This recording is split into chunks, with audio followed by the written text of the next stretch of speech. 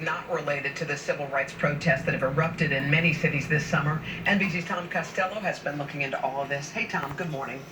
Hey guys, good morning. We're talking about homicides, really a disturbing development from here in D.C. to Chicago to Kansas City, all the way out to Oakland and cities in between. Murders up dramatically. Listen to this. In Chicago, more than 30 children under the age of 18 have already been killed this year. Experts say there is not one reason for this, but they do say that the pandemic and the economy are like throwing gasoline on a simmering fire. It's happening across the country in cities big and small, a dramatic spike in homicides in Los Angeles, New York, in Nashville, in Denver. It's not okay that this surge in crime is impacting our vulnerable populations. An 89% increase in Minneapolis, more than 100% in Milwaukee. In Chicago, more than 505 deaths just this year. We gotta be tired of it. Condemn it, I'm tired of it. On July 4th, 7-year-old Natalie Wallace was killed while playing in the front yard as her family prepared to celebrate Independence Day. Police believe she was caught in retaliatory gunfire between gangs. 3 suspects have been arrested. I mean, it's just like that. Your whole life can change. Her father, single dad Nathan Wallace, still struggles to talk about it. She was your little girl. Yeah, my youngest. To feel like I could protect her, I mean, that really hit you. It really hurts your soul, you know. Violent crime is nothing new to Chicago, but this year has been exponentially bad. The number of kids 13 or younger killed in shootings has already surpassed all of last year. On the south side of Chicago, an army of orange shirts called Target Area walks the streets on a mission to stop violence before it starts in an area suffocating with unemployment, food insecurity, the loss of neighborhood schools, gangs, drugs, and guns. Amplifying all of it, the pandemic. More unemployment, more stress, tension with police, and desperation. When the coronavirus hit, it hit this community harder than it hit any other community. Autry Phillips is Target's executive director. People just don't care about a life anymore. That's important to us. We have to understand that we have to teach our kids. This summer, the Justice Department's Operation Legend has partnered federal agents with local police across 9 cities to crack down on violent crime, making 1,500 arrests. These arrests make a difference, and it will make a difference on our violent crime rate overall in Kansas City. Not to be confused with the federal agents sent to protest zones this summer. While crime and policing have become flashpoints in the presidential campaign, most experts say the violence is not related to demonstrations over racial inequality. And despite the jump in homicides, the nation's crime rate is still down sharply from the 1990s. Still, the pandemic and stalled economy have tensions and tempers running high. For Autry Phillips, progress is measured one person at a time.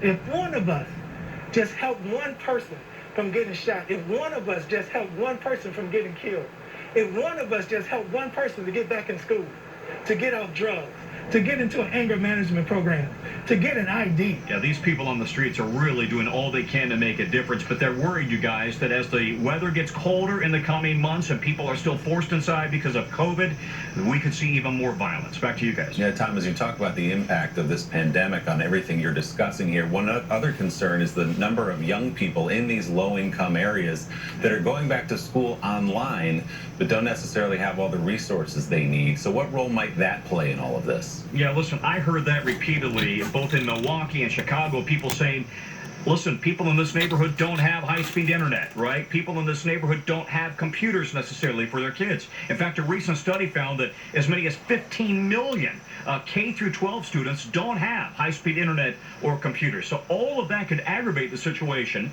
if they're supposed to be doing work at home and that there's nobody there to help them because mom or dad is at work and they don't have high-speed internet. I mean, this could really be even more of a problem going forward. A lot at play here. Tom Costello. Thanks so much, Tom. We appreciate it. All right, coming up next, new tributes to Chadwick Boseman from his smallest fans to fellow Hollywood titans that show the true extent of his long-lasting legacy. We will have some of those beautiful messages coming up right after this. A lung cancer diagnosis can leave you holding your breath.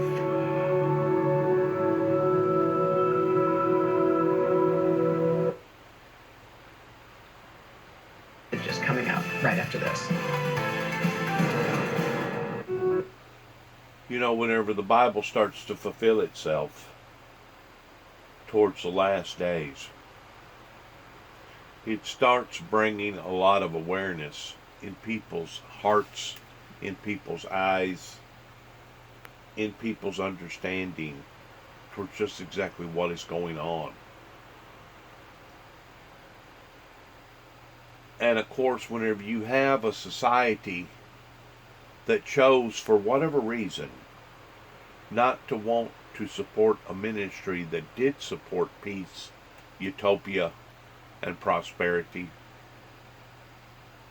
you have a society that was basically calling this particular movement that's going on right now, pertaining to this violence movement, up onto itself.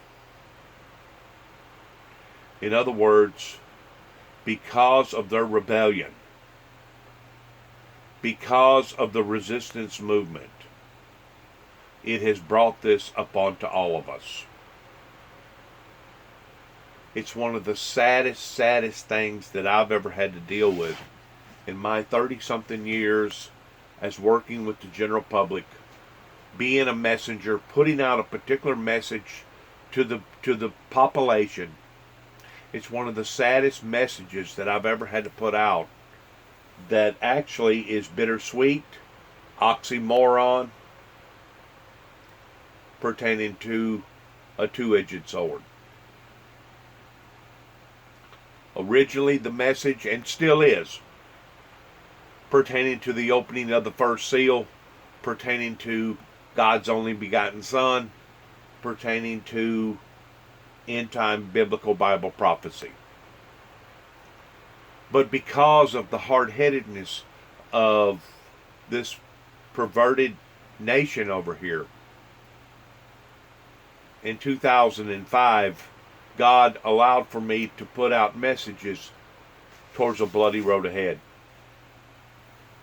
And then in latter part of 2007, putting out a message of electrical disturbances to come. We see in 2009, because of the major ice storm up in Kentucky, that these messages was not well understood or put in the right context towards them actually believing that they was advisories or warnings versus threats. Fact of the matter is, the founder of the Windmill Ministries here at 291 Thompson Road, Sharon, Tennessee, zip code 38255. The fact of the matter is, his life has been subjected to a violent, hostile society that in 2005 they tried to make him out to be a homegrown terrorist. Then in 2007 they tried once more to make him out to be a homegrown terrorist because of the Kentucky Dam. Then in 2009 they tried to make him out to be a homegrown terrorist because of his involvement with the Oklahoma investigation pertaining to the Timothy McVeigh Nichols that occurred in 1995. So just within the span of about a 3 or 4 years, the founder of this ministry was attacked on 3 different occasions towards trying to bring him down and put him away, put him into restraints to where that he would never ever be allowed to speak again or put out any type of messages like I'm putting out right now on my platforms, my social media platforms. There was 3 different attempts of bringing down the founder of the Windmill Ministries towards trying to indicate him towards him being a threat to not only himself, but a threat to his own kind. So what has happened in 2020 this summer is only a readjustment. I'm going to use the word readjustment towards a society that chose not to want to listen or back up the founder of the Windmill Ministries. Inevitably, if you don't want true peace, a godly peace, a utopia peace, a peace that the Bible talks about, not just the peace that man talks about, but the peace that has been predicted by the anointing of God. Inevitably, if you don't want this peace,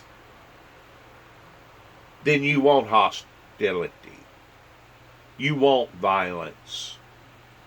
You want abortions. You want divorces. You want mayhem. You want job loss. You want there to be trillions and trillions of dollars spent on these problems that we are now facing as a nation. You want a bloody road ahead. Well, now that you've been examined in understanding just exactly who you are, now you're getting what you wanted, which was a resistance, a peace in the facts of bringing forth a bloody road ahead. When we look into our cities, we see the stain of the corruption that has been manifested now for years, that is now coming out in bright colors. But it's not just our bigger cities that we're seeing these types of disgusting, troubling moments. Just within the past 2 or 3 days, right up the road here in a little town called Union City, they had a killing. And from time to time out in the countrysides, you'll hear where somebody has shot, killed, or purposely committed suicide. So the problem isn't just in the major metropolitan areas, but it's also in our rural areas, coming near a neighborhood near us. May we understand and look to the future of understanding that any society that breeds this type of violence on its major network programming pertaining to Hollywood, and it doesn't matter if it's the American Hollywood or the China Hollywood or the Russian Hollywood or the Australian Hollywood or the European Hollywood. Anytime a society leans more towards wanting to be entertained by gruesome, ugly acts of violence, this is what the end results inevitably is going to be towards the society themselves becoming that in which what they have been brainwashed or transfigurated into watching and believing and being entertained by. What is the old saying? You are what you eat. You are what you eat. If you eat bad food, it's going to create bad problems. If you eat a lot of candy and a lot of sugar, it's going to create a lot of cavities in your teeth. It's the same way with your brain It's the same way with the music that you hear. It's the same way with the things that you engulf yourself in on a day-to-day basis that you find to be appealing, that you find to be entertaining.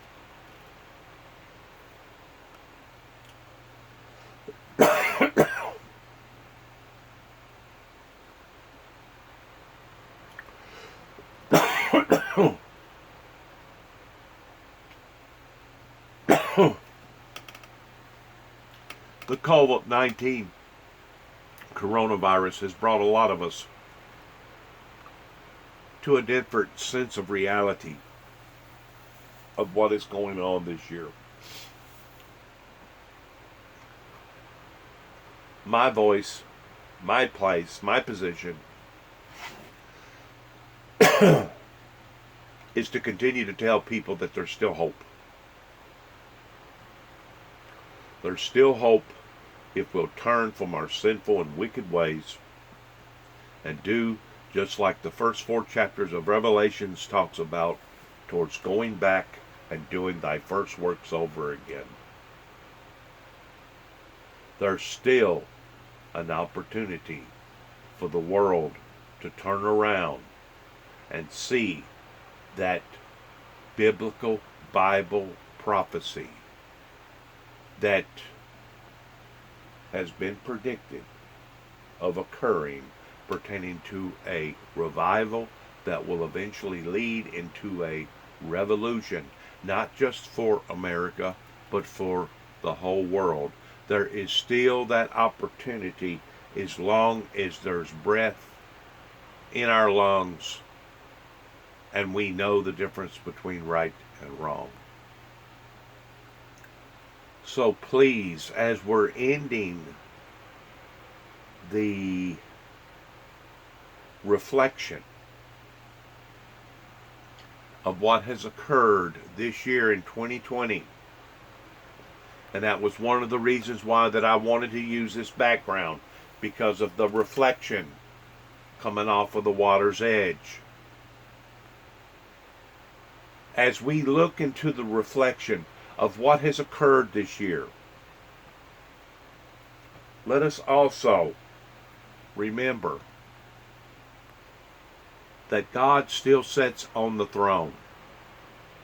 God Almighty is still in control. And it doesn't matter if He's in control of the pandemic or if He's in control of each and every one of our lives.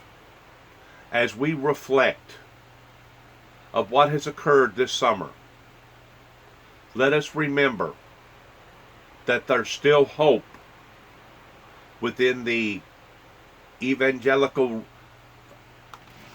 ring or range of God's holy people, calling out to God to see a mighty movement that will occur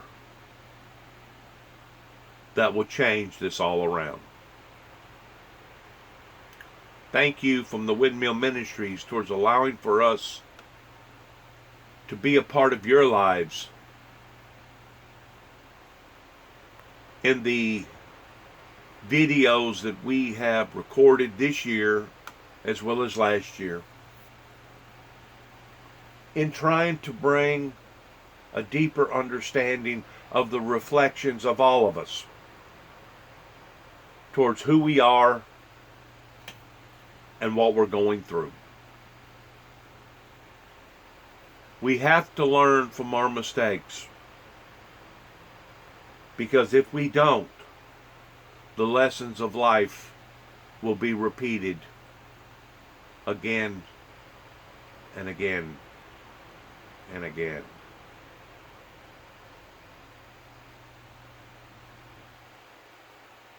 Ending with this message.